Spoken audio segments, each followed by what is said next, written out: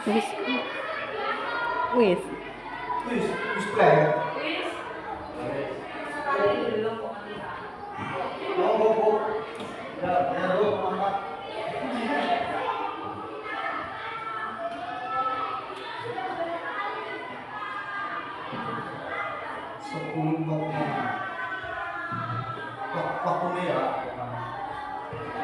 Assalamualaikum warahmatullahi wabarakatuh.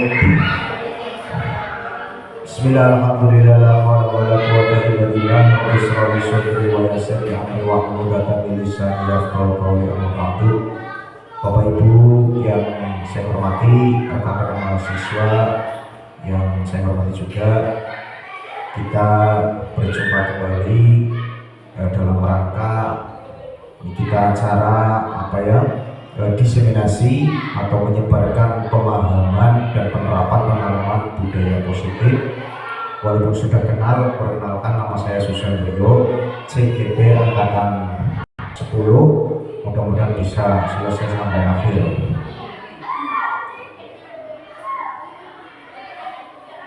Saya Susandrio, Kepala Sekolah SD Buniwang 03, Kecamatan Serambok, Kabupaten Brebes, Provinsi Jawa Tengah. Ya, dalam hal ini nanti saya akan menyampaikan pemahaman saya terkait tentang budaya positif.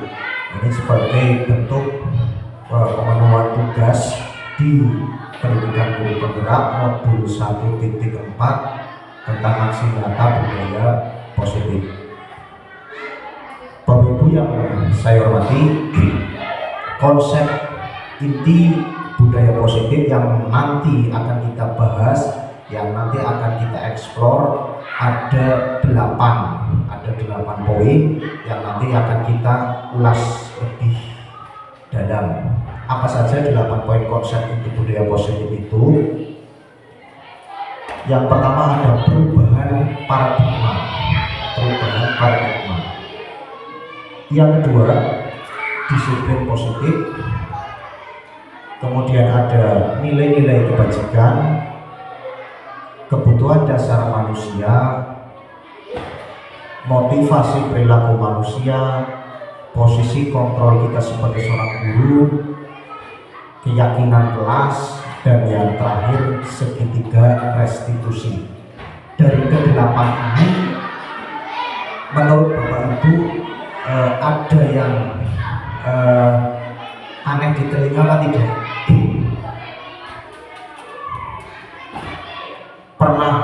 Pernah mendengar kata-kata ini apa tidak? Dari 8 konsep yang akan nanti kita bahas. Kalau saya pribadi baru mengenal yang namanya segitiga restitusi. Ini adalah hal yang baru untuk kita, terutama untuk saya pribadi di pendidikan guru penggerak, baru mengenal yang namanya segitiga restitusi. Oh, ternyata ada loh yang namanya restitusi. Seperti apa segitiga restitusi dan penerapannya untuk murid kita, nanti akan kita ulas lebih jauh lagi. Yang pertama, tentang pembelajaran paradigma baru. Bapak Ibu sekalian, pembelajaran dengan paradigma yang baru merupakan pembelajaran yang dirancang berdasarkan prinsip pembelajaran berdiferensiasi, sehingga para peserta didik belajar sesuai dengan kebutuhannya berdasarkan tahap perkembangan sesuai teori psikologi modern untuk mewujudkan profil pelajar Pancasila. Bapak Ibu semua, tentu kita di dunia pendidikan kita kenal berbagai macam kurikulum, ya, berbagai macam kurikulum. Sekarang kita masuk kurikulum apa? Memakai kurikulum apa? Kurikulum Merdeka. Dari kurikulum Merdeka, ya, ini kita mengacu pada tokoh nasional kita sendiri, yaitu Bapak Ki Hajar Dewantara dengan filosofi pendidikannya. Nah, kalau teori-teori pembelajaran yang lain, kalau di dunia barat kita kenal ada Piaget, kemudian ada Montessori, ya, banyak sekali. Tapi di Indonesia kita harus bangga, ternyata tokoh nasional kita pun kita bisa menjadikan contoh. yaitu Bapak Ki Hajar Dewantara. Nah, di filosofi Ki Hajar Dewantara, pendidikan itu adalah menuntun. Pendidikan adalah menuntun. Di sini ada prinsip pembelajaran diferensiasi, ya, ada diferensiasi. Bapak Ibu semua, kita tahu bahwa murid kita, siswa kita itu dari latar belakang yang berbeda, punya karakter yang berbeda, betul apa tidak? Ya, karakter murid kita beda-beda, ya, latar belakangnya beda-beda. Maka di sini pembelajaran paradigma baru mengemas prinsip pembelajaran yang diferensiasi. Kalau dulu kita kenal memperlakukan anak sama rata. Contoh saja sampai dengan asesmen diperlakukan dengan sama. Tetapi di paradigma pembelajaran yang baru dengan berpedoman pada pembelajaran diferensiasi, memperlakukan peserta didik atau murid ya sesuai dengan kebutuhannya, sesuai dengan perkembangannya. Sehingga kita tidak bisa memperlakukan murid kita dipukul rata, disamakan antara si A dan si B, itu tidak bisa. Harus berdasarkan kebutuhan peserta didiknya. Ya, sehingga dari karakteristik yang berbeda itu tentunya kita akan memperlakukan murid kita dengan berbeda, tidak juga perlakuannya yang berbeda, ya, gitu. Untuk mewujudkan profil pelajar Pancasila, di sini kita tahu ada profil pelajar Pancasila, dimensinya ada gotong royong, kreatif, bernalar kritis, mandiri, beriman bertakwa kepada Tuhan Yang Maha dan berakhlak mulia dan berkebinekaan global. Bapak Ibu, kalau sekolah kita sudah menerapkan kurikulum merdeka, ini akan terlihat jelas profil pelajar Pancasila di sekolah yang sudah menerapkan kurikulum merdeka. Tentunya dilihat dari kegiatan P5-nya. Ya, di kegiatan P5. P5 siapa? Penguatan proyek penguatan profil pelajar Pancasila. Di sana nanti akan terlihat elemen-elemen mana yang akan dimunculkan, dimensi mana yang akan dimunculkan. Selanjutnya ada miskonsepsi tentang teori kontrol. Ini yang sering kita salah. Miskonsepsi. Yang pertama, ilusi guru mengontrol murid. Kadang-kadang kita beranggapan bahwa guru itu bisa mengontrol murid. Ya, ternyata salah Bapak Ibu. Kita semua tidak bisa mengontrol murid kita. Nanti akan kita jelaskan. Yang kedua, ilusi semua penguatan positif, efektif dan bermanfaat. Jadi tidak semua penguatan, ya, tidak semua penguatan positif itu bisa efektif. Yang ketiga, ilusi kritik dan membuat rasa bersalah mampu menguatkan karakter. Nah, ini juga kita salah mengartikan. Yang keempat, ilusi orang dewasa berhak memaksa. Ya. Kita sering beranggapan di sini kita sebagai orang dewasa nih, seorang guru punya hak untuk memaksa murid kita, punya hak untuk memaksa anak-anak kita di rumah. Padahal ini tidak bisa. Berdasarkan teori kontrol ini, orang dewasa itu tidak berhak untuk memaksa, tidak bisa memaksa. Siapa nanti yang punya kontrol? Ya, nanti akan dijelaskan.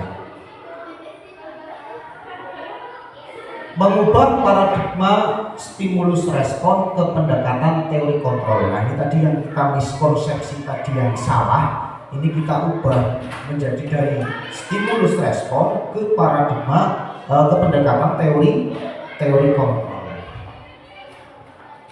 Dalam stimulus respon, realitas kebutuhan kita sama, tetapi di teori kontrol realitas kebutuhan kita berbeda.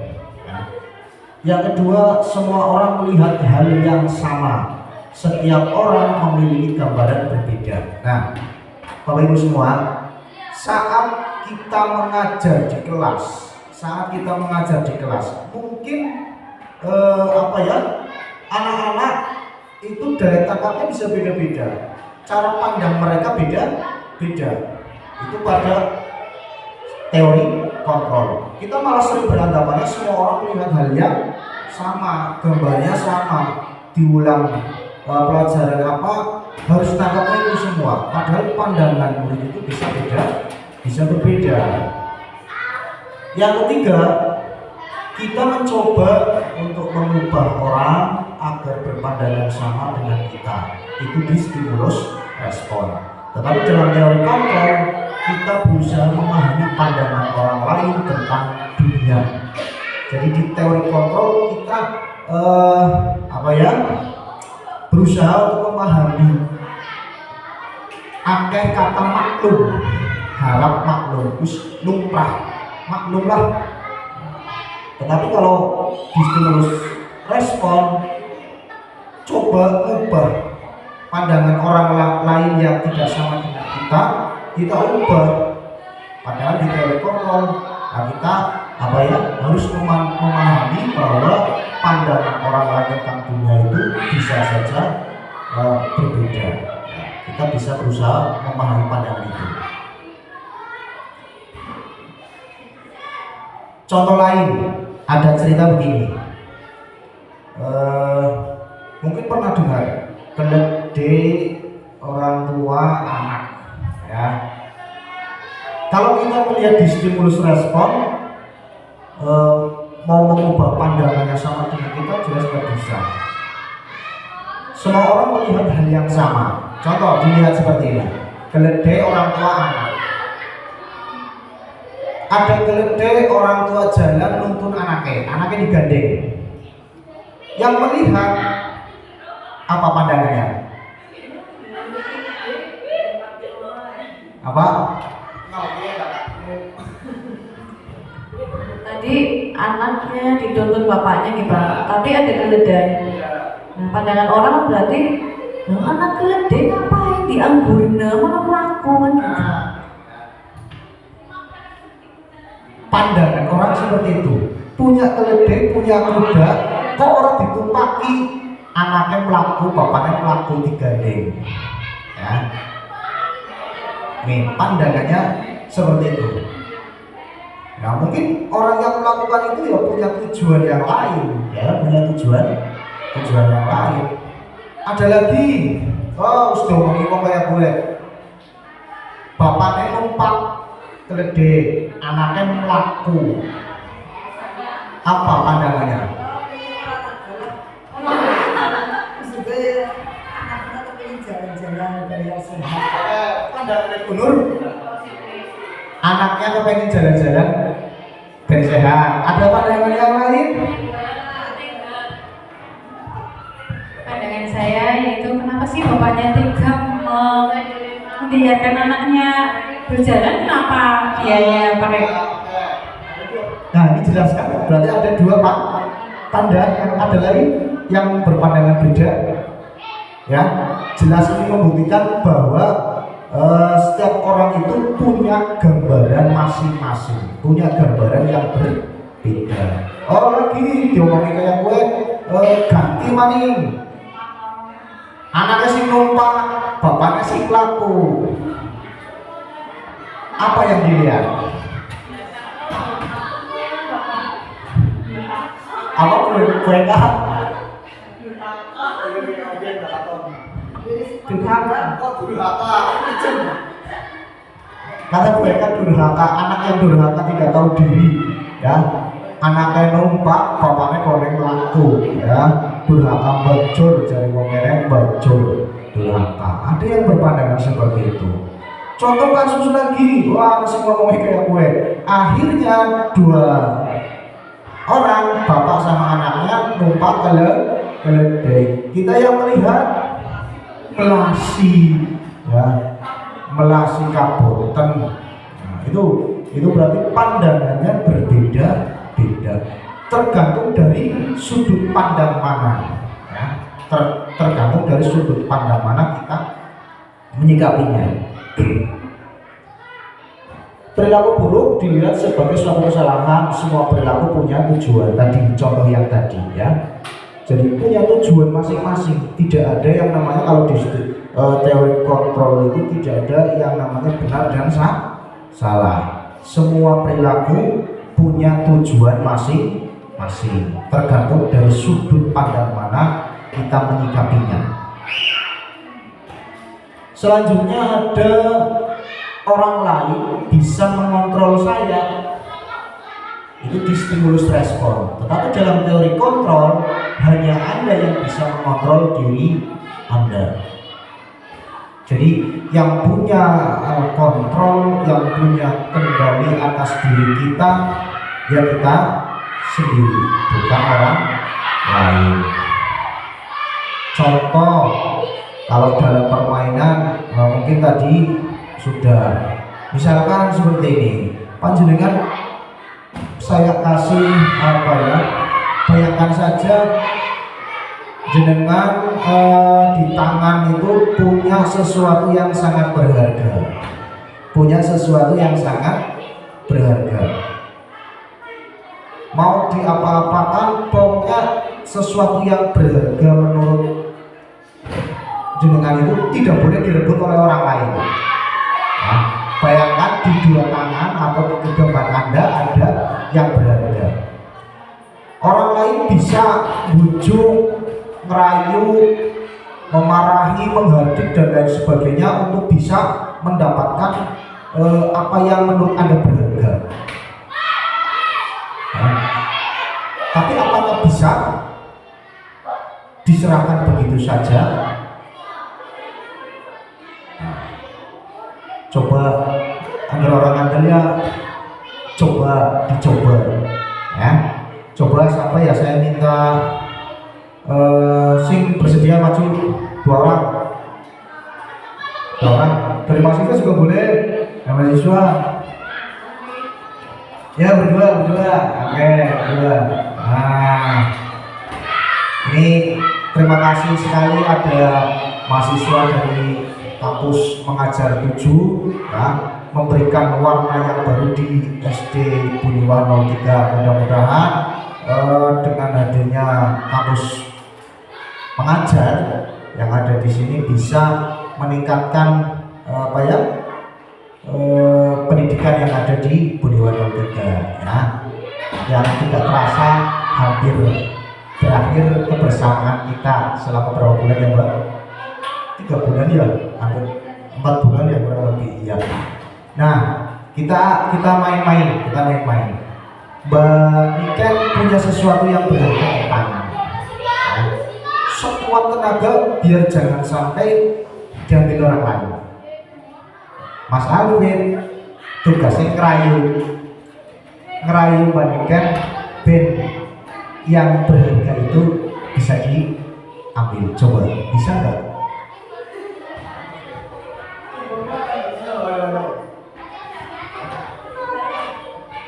Oke, ceritanya Mbak Niken punya balon ya Pak. Oke, di sini saya mau minta balonnya Mbak Niken. Ken, boleh nggak aku minta balonnya buat aku mainan?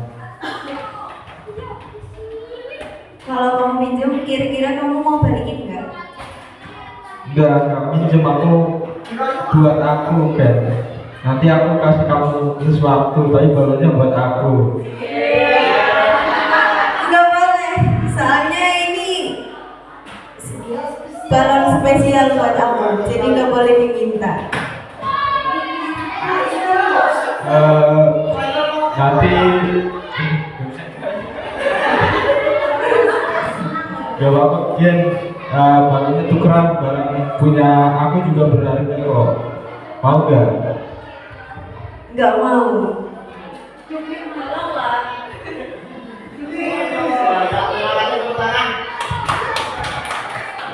Terima kasih.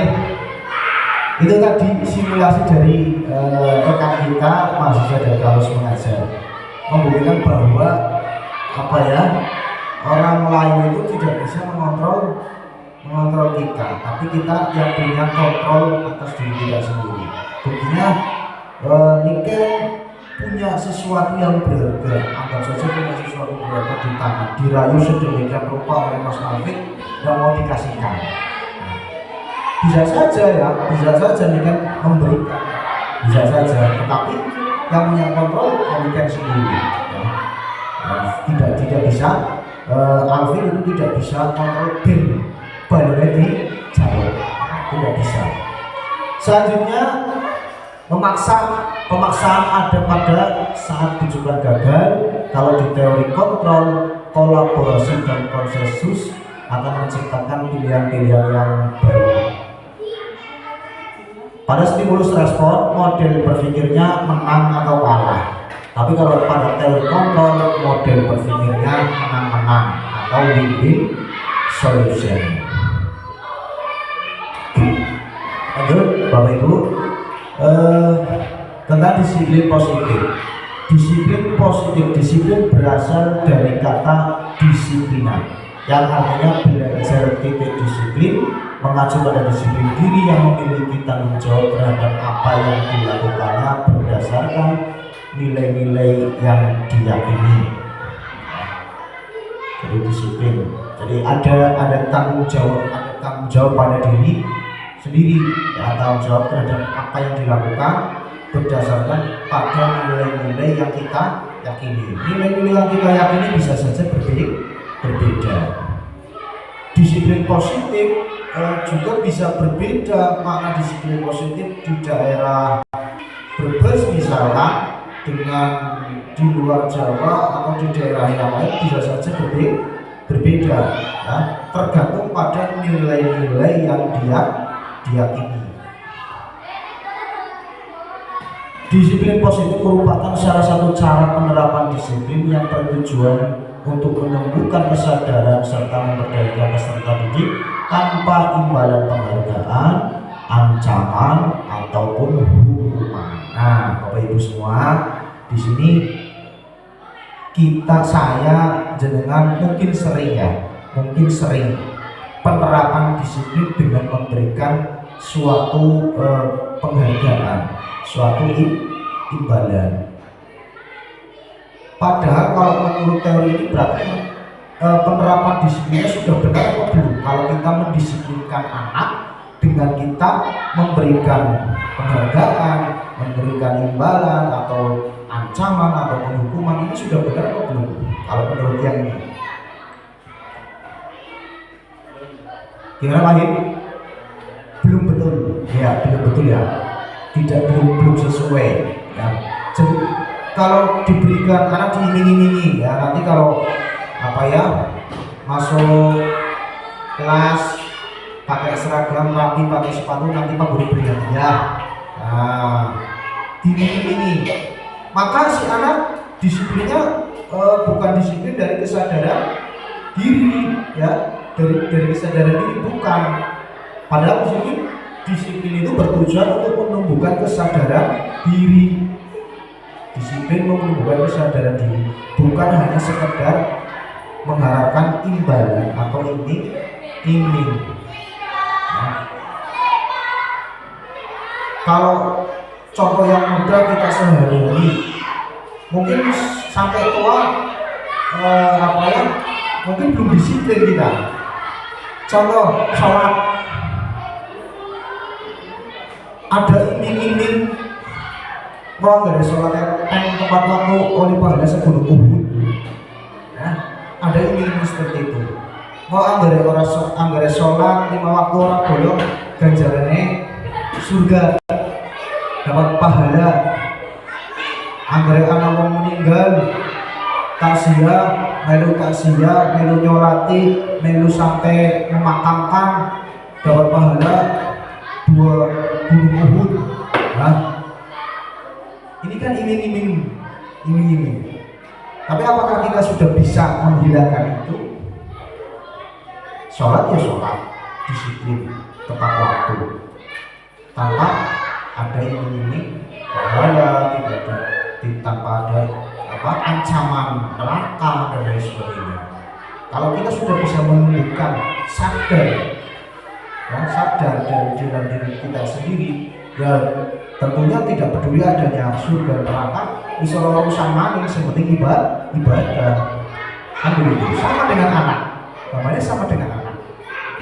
Kalau kita memberikan imbalan, memberikan penghargaan, ya, memberikan ancaman atau hukuman kepada anak, maka anak akan disiplinnya itu disiplin bukan dari kesadaran diri sendiri, ya. Tuh. Sebagai pendidik, tujuan kita adalah menciptakan peserta didik yang memiliki disiplin diri, sehingga mereka berperilaku mengacu pada nilai-nilai kebajikan universal dan memiliki motivasi intrinsik dalam perubahan perilaku ke arah yang lebih baik. Jadi tujuan kita sebagai seorang pendidik, sebagai seorang guru itu punya tujuan mencetak generasi, mencetak peserta didik agar berperilaku mengacu kepada nilai kebajikan universal. Apa itu nilai kebajikan universal? Nilai kebajikan secara umum, ya, nilai-nilai kebaikan, kebajikan yang sudah diyakini secara umum, memiliki motivasi intrinsik seperti tadi, ya, tidak hanya melaksanakan atau mengerjakan perintah dari guru karena ada imbalan, karena diancam ataupun mau dihukum, ya, tetapi sadar dengan sendirinya disiplin, ya, sadar dengan sendirinya. Ini tugas kita semua,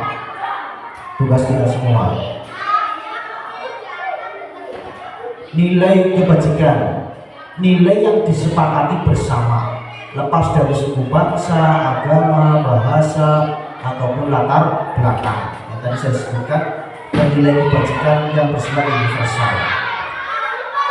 Beberapa sebagai dasar, yang pertama ada profil pelajar Pancasila. Di sini ada nilai-nilai kebajikan dalam profil pelajar Pancasila, yaitu beriman dan bertakwa kepada Tuhan Yang Maha Esa dan berakhlak mulia, berkebinekaan global, gotong royong, mandiri, kreatif, dan bernalar kritis. Selanjutnya saya ambil dari IPO Pioneers Program. Itu kebajikan, nilai kebajikannya toleransi, rasa hormat, integritas, mandiri, menghargai, antusias, empati, keingintahuan, kreativitas, kerjasama, percaya diri, dan komitmen. Ada lagi dari keterampilan hidup atau life skill. Nilai kebajikannya dapat dipercaya, lurus hati, pendengar yang aktif. Maksudnya pendengar yang aktif, tidak merendahkan orang lain dan memberikan yang terbaik dari diri. Berusaha menampilkan yang terbaik, memberikan sesuatu yang terbaik.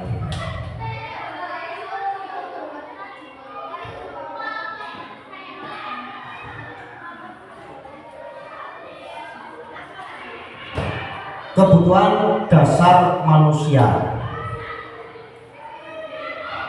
Kebutuhan dasar manusia adalah segala sesuatu yang kita lakukan untuk mendapatkan apa yang kita inginkan.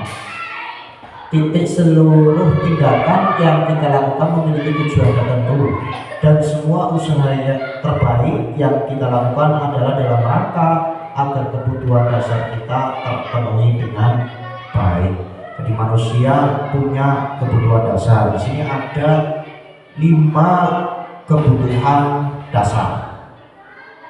Kebutuhan yang pertama, kebutuhan akan bertahan hidup, makanan, pakaian, tempat tinggal, keamanan, kesehatan. Mungkin ini bisa masuk dalam kategori kebutuhan primer, ya. Kebutuhan dasar primer. Kebutuhan apa, Bu?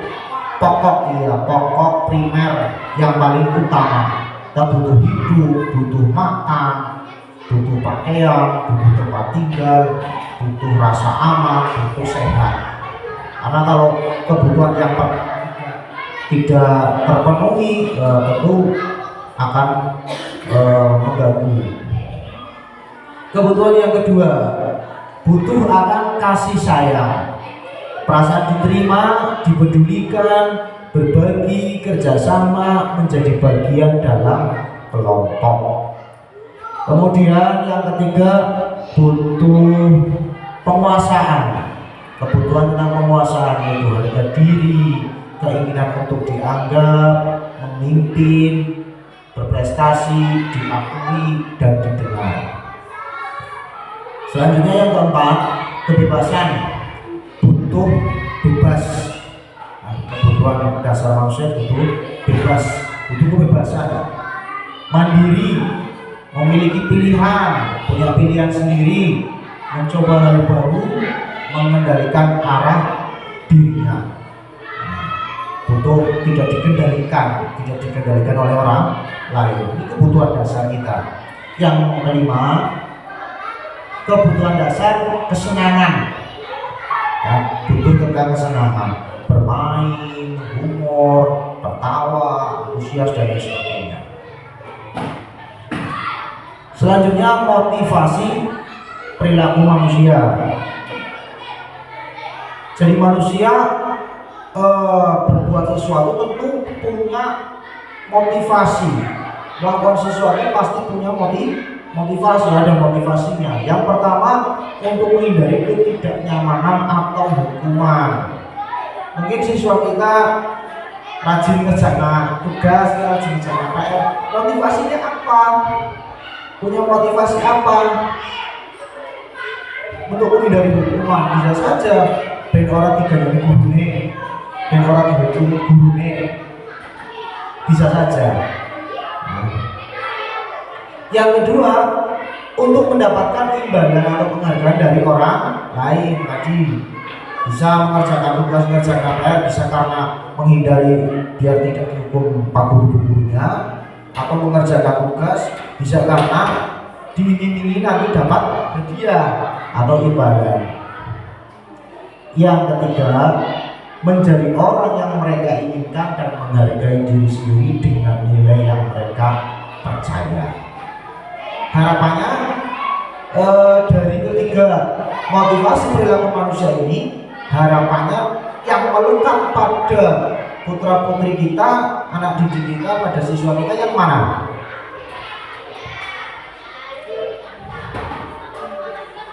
Dari motivasi ketiga, motivasi perilaku, menghindari ketidaknyamanan, mendapatkan imbalan, atau menjadi orang yang mereka inginkan dengan menghargai diri sendiri. Itu kira-kira menurut panjenengan, harapan kita semua sebagai seorang guru, sebagai orang tua, anak didik kita punya motivasi yang mana?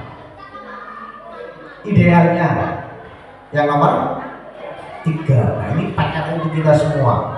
PR untuk kita semua, bagaimana bisa menumbuhkan motivasi perilaku pada anak didik kita, punya motivasi kesadaran diri, ya, punya motivasi kesadaran diri, kesadaran menghargai diri sendiri dengan nilai-nilai yang dipercaya. Ya, masuk ice drinking. Sudah berapa menit, Bu? Kantuk kayaknya. Akhirnya habis separuh jalan. Baru 27. Oh, orang 27. Siapa ya? Akhirnya siapa pada ice drinking dulu, kayaknya sudah kantuk sih. Ya. Ice drinking yuk. Rame-rame coba. Nah, warna apa aku? Ya, coba bareng-bareng ya nanti ya. Balapan. Bisa dah. Dan mikir mana bisa sekarang ngomong. Nah, teman-teman, ya, balapan. Nanti keluar set, nanti yang keluar disebutkan warnanya. Ya. Dengan menyebutkan warnanya, bukan tulisannya, ya, warnanya. Siap ya? Siap. Ambil lagi siap. Merah. Tepuk tangan. Bukan salah. Warnanya apa tulisannya? Oh, warnanya berarti hijau. Ya, salah ya berarti ya. Oke, yang kedua, siap, semua limit. Nah, untuk kabel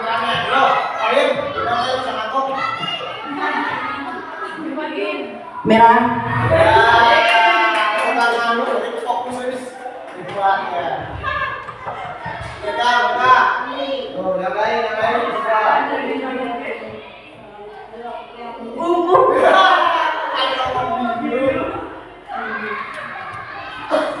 Kuning.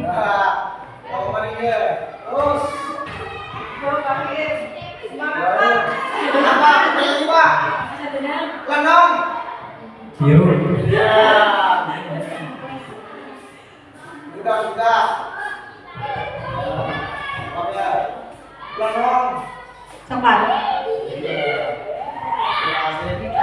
Tepuk tangan. Terus ada seger. Jangan khawatir, ada lagi. Nah, yo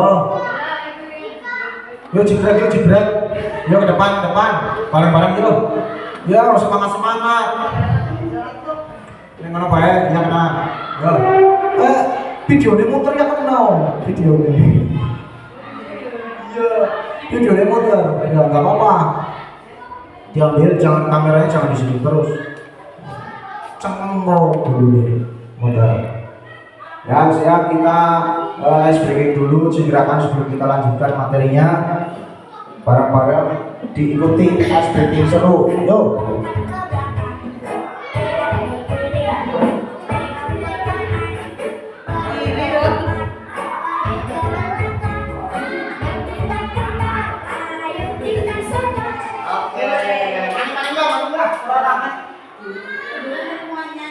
Lalu nyanyi ya.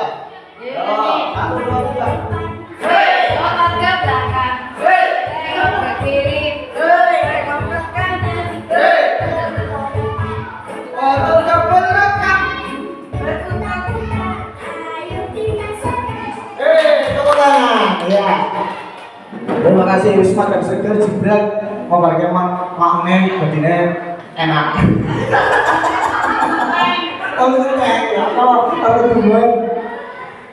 Oke, selanjutnya tentang hukuman, konsekuensi dan restitusi. Ya, apa sih bedanya hukuman, konsekuensi sama restitusi? Hukuman tidak terencana atau tiba-tiba. Murid tidak tahu apa yang akan terjadi, tidak dilibatkan, bersifat satu arah, berupa hubungan fisik ataupun psikis. Jadi kalau kita menghukum, ada hukuman yang termasuk hukuman itu karena sifatnya tiba-tiba, ya, spontan, tidak terencana. Murid tidak tahu apa yang akan terjadi, mau dihukum apa, kalau saya salah seperti ini hukumannya apa. Itu secara tiba-tiba spontan, gurunya langsung menghukum, itu yang namanya hukuman. Kemudian ada konsekuensi. Kalau konsekuensi terencana atau disepakati sesuai peraturan, murid tetap dibuat tidak nyaman. Sikap guru selalu memonitor murid. Nah, pada konsekuensi berarti ada kesepakatan antara guru dan murid. Kalau saya kalau saya tidak melaksanakan ini, berarti saya harus seperti ini. Sudah tahu, sudah jelas salahnya apa, hukumannya apa, konsekuensinya apa. Itu konsekuensi, disepakati, ada kesepakatannya. Kemudian ada restitusi, ini yang menurut saya adalah hal baru. Proses menciptakan kondisi bagi murid untuk memperbaiki kesalahan. Proses kolaboratif yang mengajarkan murid untuk mencari solusinya sendiri. Jadi restitusi itu bukan kita menemukan atau memecahkan masalah, ya, bukan kita yang memecahkan, tetapi muridlah yang berusaha untuk memperbaiki kesalahannya. Nanti gurunya seperti apa? Pada proses restitusinya nanti akan kita bahas. Nah, sebelum masuk ke restitusi, posisi kontrol guru. Nanti kita ada di posisi yang mana Bapak Ibu? Ada 5 posisi kontrol. Yang pertama ada penghukum, kemudian ada pembuat merasa bersalah, kemudian teman, ada pemantau, dan yang terakhir adalah manajer. Contohnya seperti apa? Penerapan dari 5 posisi kontrol itu. Kasusnya, siswa tidak memakai atribut lengkap saat upacara. Ada kasus murid tidak memakai atribut, atributnya tidak lengkap. Kalau posisi kita sebagai penghukum di kartu merah, hormat pada bendera selama 1 jam, menghukum. Tiba-tiba saat hari Senin datang, anaknya nggak pakai topi, disuruh maju. Kamu nggak pakai topi ya? Sini, upacara nggak pakai topi. Hormat sama bendera 1 jam baru turun. Itu posisi kita sebagai penghukum. Kalau sebagai pembuat rasa bersalah, kalimatnya berbeda lagi Bapak Ibu. Berapa kali Bapak Ibu harus memberitahu kamu, selalu saja mengecewakan. Jadi akan timbul rasa bersalah, akan timbul rasa bersalah. Nah, di rumah pirang-pirang kayak kayak kesel. Nah, bahasa kenennya kan kayak gitu ya. Masih yang sama kasusnya, posisi kontrol yang ketiga sebagai teman. Berbeda lagi kalimatnya. Ayo dong, ikuti aturan sekolah. Tolong bantu Bapak Ibu sekali ini ya. Lain kali jangan berbuat seperti itu lagi ya. Kalimatnya beda lagi, nadanya beda lagi. Nah, ini sebagai teman. Sebagai pemantau, kamu sudah melanggar peraturan sekolah, kamu tahu konsekuensinya. Tadi kan sudah ada kesepakatan dalam konsekuensi ya, ada kesepakatan antara murid dan guru. Kalau membuat kesalahan apa, konsekuensinya apa sudah tahu ya. Sehingga kalau di posisi kita sebagai pemantau, kamu sudah melanggar peraturan sekolah, kamu tahu konsekuensinya kan. Selesai upacara, kamu beli atribut ya, beli topi ya di koperasi sana. Dipantau, diawasi.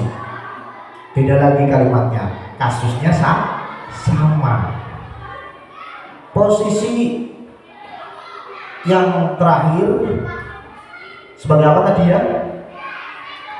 Sebagai pinter mundur, mengikuti ya, sebagai manajer akan mundur. Terus gambarnya pakai dasi. Manajer. Kalimat yang disampaikan berbeda. Apakah kamu tahu kesalahanmu? Kira-kira bagaimana kamu memperbaiki kesalahan? Ya, jadi posisi manajer pada restitusi. Nah, jadi kalau pada restitusi, posisi kita, posisi guru adalah sebagai posisi kontrol posisi manajer. Tidak memberikan solusi ya Bapak Ibu. Restitusi itu tidak memberikan solusi. Bukan guru yang memberikan solusi, ini loh solusinya, bukan. Tetapi siswa diajak ya, diajak muter-muter, diajak untuk memahami kesalahan sendiri. Kemudian bagaimana untuk memperbaiki kesalahan tersebut. Posisi kontrol apakah aku? Tadi sudah kita ada contoh 5 posisi kontrol ya, dari penghukum sampai ke manajer. Coba sekarang ada kasus seperti ini. Kecewa sekali dengan kamu. Ini posisi apa? Pembuat? Kecewa sekali saya sama kamu. Kamu tidak pernah benar melakukannya. Apa kira-kira?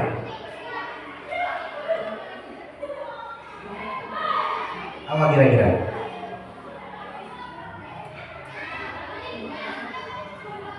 Kamu tidak pernah benar melakukannya.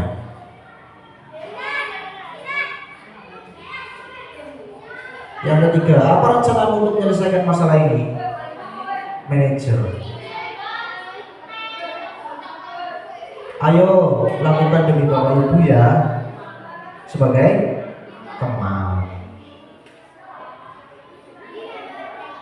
Kamu tidak pernah mendapat nilai jika tidak mengerjakan tugas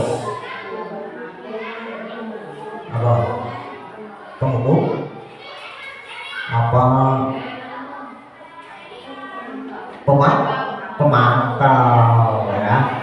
Ada konsekuensinya di sana ya.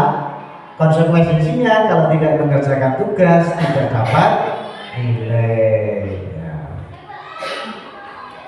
Kemudian keyakinan kelas. Mengapa keyakinan kelas? Mengapa bukan peraturan kelas? Ada yang tahu bedanya keyakinan kelas dan peraturan kelas?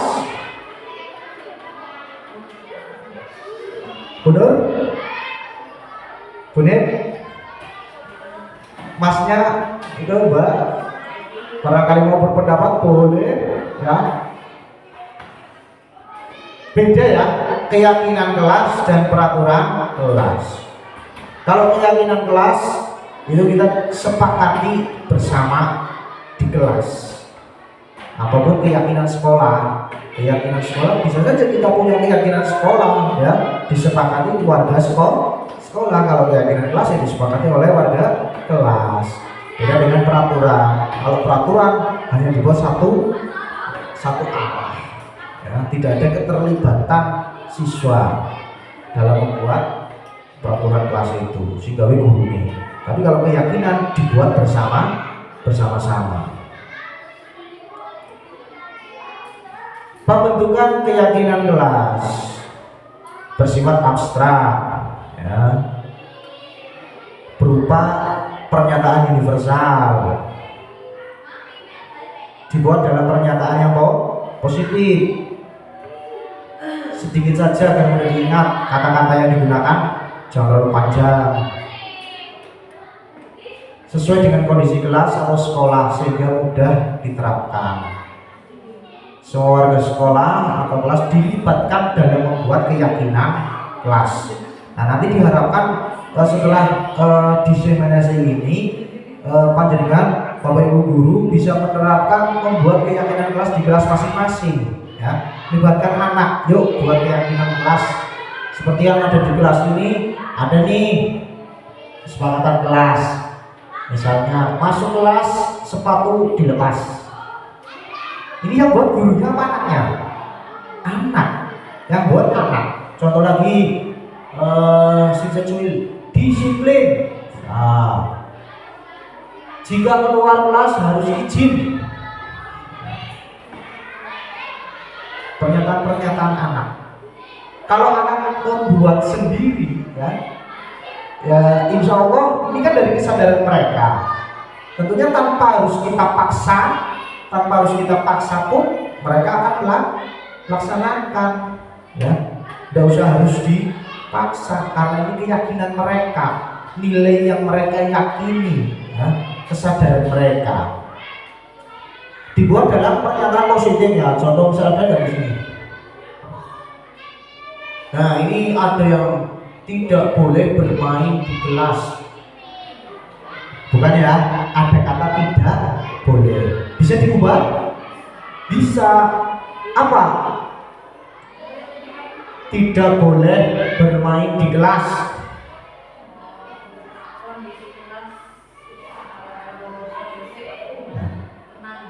Suasana kelas nyaman. Nah, tenang, bisa. Di kelas untuk belajar. Nah, ya kan? Tidak boleh bermain di kelas. Kita ganti misalkan tadi. Di kelas untuk belajar. Nah, berarti di kelas kan tidak boleh untuk bermain. Pakailah pernyataan-pernyataan yang bersifat positif, ya, pernyataannya positif. Sama dengan kita mendidik anak di rumah juga seperti itu, Bapak Ibu. Gunakan kalau parenting ya, parenting itu kita gunakan kata-kata yang positif, kata-kata yang positif, jangan kata-kata negatif ya. Dibuat dalam bentuk positif. Soalnya anak nakal, jangan nakal. Nanti soalnya yang diingat itu belakangnya. Jangan nakal. Bapak mau pergi, jangan nakal ya. Yang diingat belakangnya, nakalnya itu. Sama anak di kelas juga seperti itu. Jangan nakal, jangan rame. Pak guru mau rapat, jangan rame. Kesepakatan kelas, jangan rame. Bisa saja nanti yang diingat apa ya? Ramene, kalimat kata terakhirnya jangan rame. bisa diganti harap tenang. Kalau ujian kan ya harap tenang, jangan rame, nggak ada. Nah.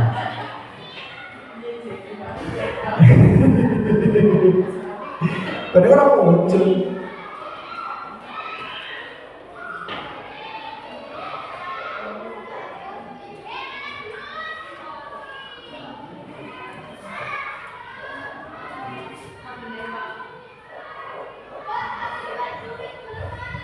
Ya, tadi ya pembentukan keyakinan kelas. Nah, nanti bisa diterapkan. Nah, kita masuk ke restitusi. Ada 3 tahap pada restitusi. Yang pertama adalah menstabilkan identitas. Berbuat salah itu wajar. Tidak ada manusia yang sempurna. Kita bisa gunakan kata-kata ini. Bapak Ibu juga pernah melakukan kesalahan itu. Tidak ada manusia yang sempurna kok. Pak Guru juga pernah salah. Ya, distabilkan. Bapak Ibu tidak mau mencari siapa yang salah, tapi ingin cari solusi dari masalah ini. Kamu berhak merasa seperti itu.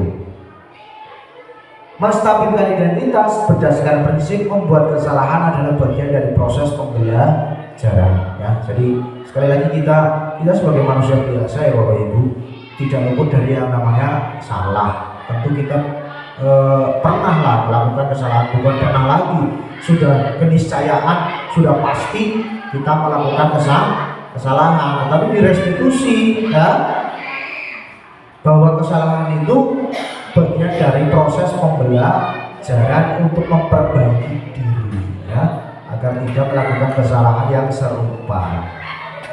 Yang kedua, memvalidasi tindakan yang salah berdasarkan prinsip setiap perilaku untuk memenuhi satu kebutuhan tertentu. Tadi di awal, di slide awal ya, di teori kontrol.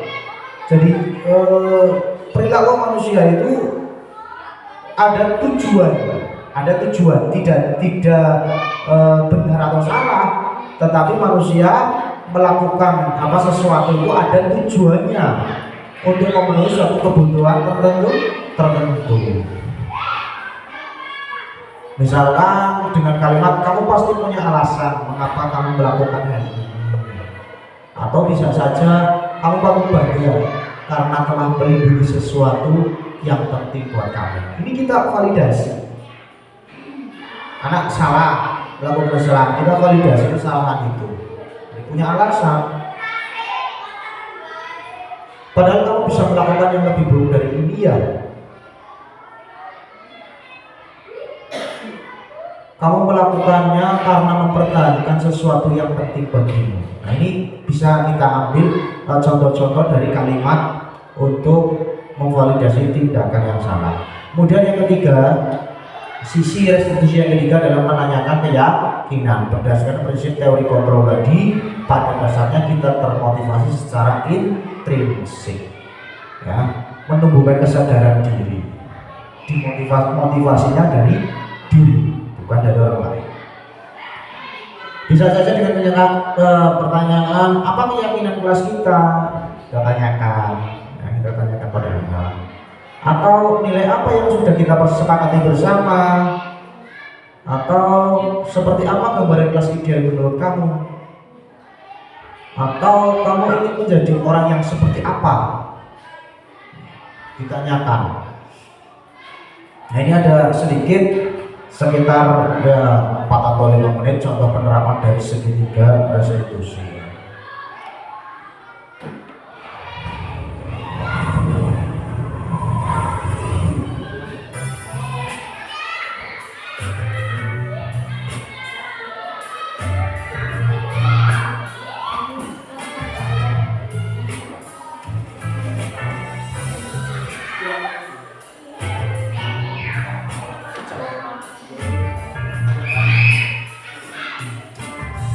Selamat pagi, Pak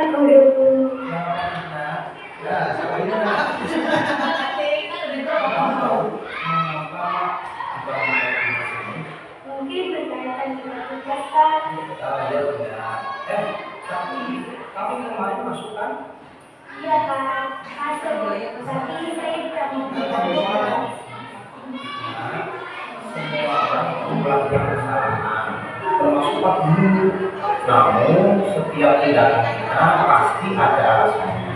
Kira-kira mengapa kamu tidak menunjukkan tugas? Saya capek dan ngantuk Pak. Soalnya malamnya kau sambil sekarang akhirnya saat kira-kira juga ngantuk. Kamu masih ingat keyakinan kelas kita? Masih Pak. Kalau masih ingat, kira-kira yang kamu lakukan itu sudah sesuai dengan keyakinan kelas kita apa belum? Belum Pak. Keyakinan kelas yang mana? Baru bertanggung Pak. Nah, ternyata kamu tahu. Lalu, apakah kamu punya solusi untuk masalah ini? Iya Pak. Pertama, saya minta maaf karena tidak menunjukkan tugas. Kedua, saya tidak akan ikut terlalu menanggapi. Dan yang ketiga, saya akan mengerjakan tugas dari Pak Guru dan akan saya kumpulkan besok. Baik, Pak Guru apresiasi untuk tanggung jawabmu dan kamu boleh istirahat kembali. Terima kasih Pak Guru. Sama-sama, Ina.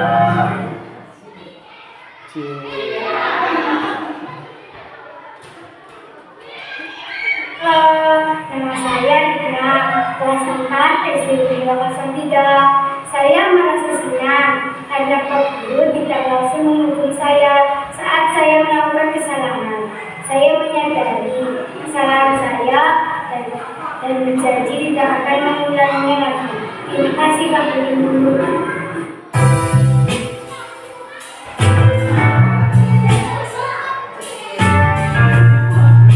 Wilda, Selasa kemarin kamu tidak ikut ekstra sepak bola ya? Saya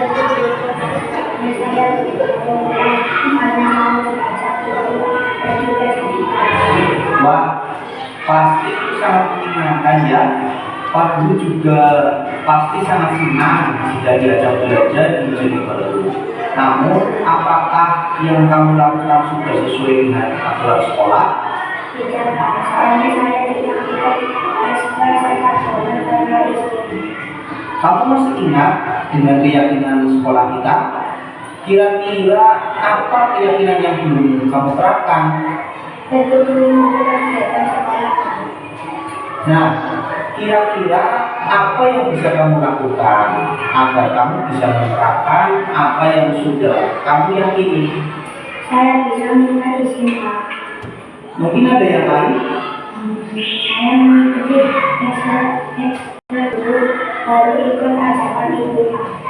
Nah, berarti kamu sudah paham bahwa kita harus tertib aturan sekolah ya? Iya Pak, insya Allah saya akan berusaha lebih lagi. Terima kasih banyak Pak. Sama-sama bisa. Saya dari kelas 4 SD 303. Saya merasakan senang karena Pak Guru tidak bisa menghukum saya saat saya melakukan kesalahan.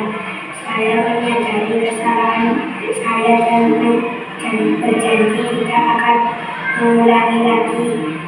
Terima kasih ya Pak.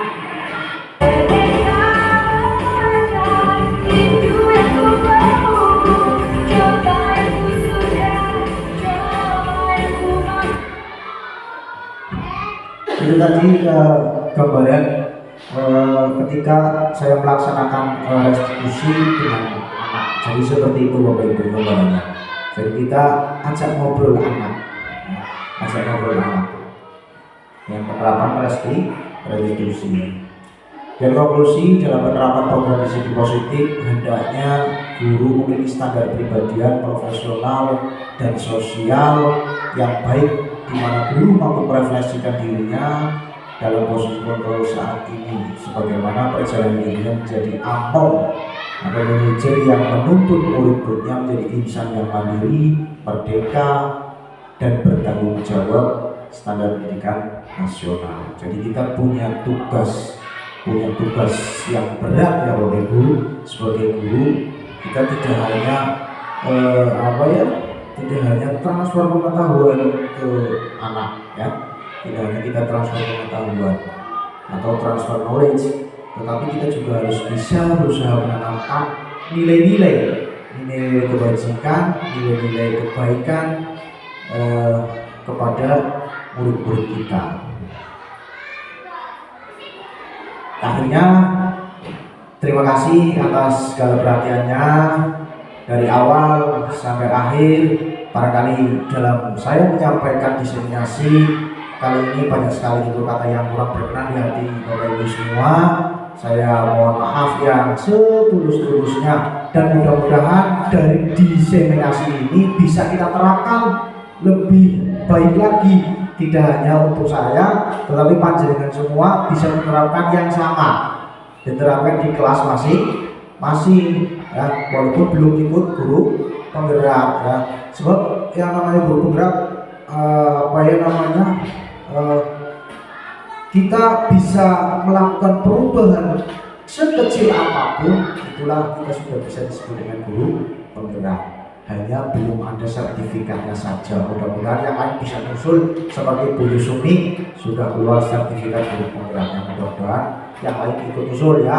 Bu Umi, Bu siapa itu, Bu Eka, Bu Eva, Pak Him, semangat daftar lagi. Kalau ada kesempatan dibuka pendaftaran, silakan daftar ya.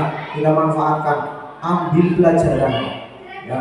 Saya meminta merasakan ya Bu ya, banyak sekali Bu Yus ya, banyak sekali manfaat, banyak sekali ilmu yang belum kita ketahui, baru kita jumpai di program pendidikan guru penggerak.